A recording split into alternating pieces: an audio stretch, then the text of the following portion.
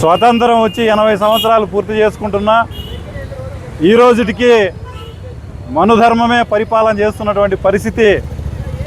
దళితులు అంటే అట్టడుగున ఉన్నటువంటి పనికి మాలిన మనుషులుగా గుర్తించినటువంటి మనుధర్మ సిద్ధాంతం ఆధారంగానే ఈ రోజుటికి అగ్రవర్ణాలు దళితుల్ని మనుషులుగా చూడడం లేదు, గ్రామాల్లో తిరగనీయడం లేదు.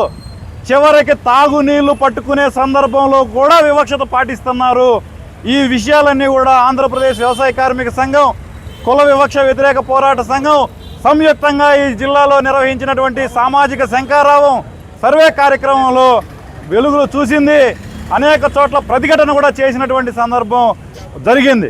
అయినప్పటికీ ఈరోజు అధికారులు కానీ పోలీసులు కానీ పెత్తందారులకే కొమ్ము కాస్తున్నటువంటి దుర్మార్గ పరిస్థితి ఏర్పడింది. ఇది పట్టించుకోండి అని చెప్పి అడుగుతున్నా కానీ దళితుల పక్షాన, గొంతులేనటువంటి బక్కజీవుల పక్షాన ఎవరు కానీ నిలబడుతున్నటువంటి పరిస్థితి లేదు. అంతేకాకుండా ఈరోజు ప్రభుత్వాలు వాళ్ళకి ఇవ్వాల్సినటువంటి సౌకర్యాలు కూడా ఇవ్వకుండా వివక్షత చూపిస్తూ ఉన్నాయి. ఎస్సీ ఎస్టీ సబ్ ప్లాన్ నిధుల ద్వారా దళిత కాలనీల్లో ఏర్పాటు చేసినటువంటి సిమెంట్ రోడ్లు కానీ, డ్రైనేజీ కాలువలు కానీ అగ్ర కులాల కాలనీల్లో ఏర్పాటు చేసి వీళ్ళకి తీవ్రమైనటువంటి అన్యాయం చేసినటువంటి పరిస్థితి ఉంది. ఎప్పుడో 1980లలో మంజూరు చేసినటువంటి ప్రభుత్వ గృహాల్లోనే ఈ రోజుకి 3-4 కుటుంబాలు కాపురాలు చేస్తున్నటువంటి పరిస్థితి. వ్యక్తిగత మరుగుదొడ్లు లేక దుర్మార్గం. ఈరోజు చంద్రబాబు నాయుడు నిద్ర లేస్తే స్వచ్ఛాంధ్ర, స్వర్ణాంధ్ర అని చెప్పి మాట్లాడుతూ ఉన్నాడు. దానికోసమే నరేంద్ర మోడీ పెద్ద ఎత్తున ప్రచారాన్ని ఓడగొడుతున్నటువంటి పరిస్థితుల్లో దళితులకి వ్యక్తిగత మరుగుదొడ్లు లేక మహిళలు, చిన్నపిల్లలు, వృద్ధులు సైతం ఈరోజు బహిర్భూమికి వెళ్ళాలంటే సిగ్గుతో తల వంచుకోవాల్సినటువంటి పరిస్థితికి చంద్రబాబు నాయుడు సిగ్గు పడాల్సిన అవసరం లేదా? ఇక్కడ ఉన్నటువంటి పాలక వర్గాలు దాని గురించి పట్టించుకోవాల్సిన అవసరం లేదా అని చెప్పి మేము ప్రశ్నిస్తూ ఉన్నాం.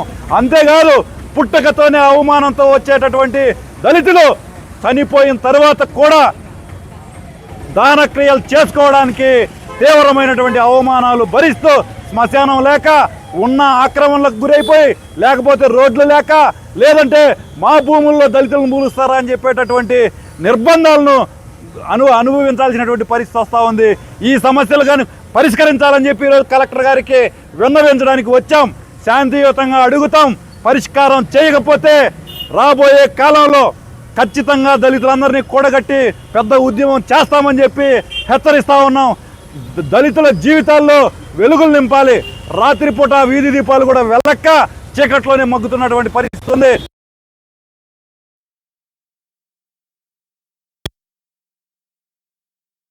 కాలనీల్లో సమస్యలు పరిష్కరించడానికి చిత్తశుద్ధితో కృషి చేయండి.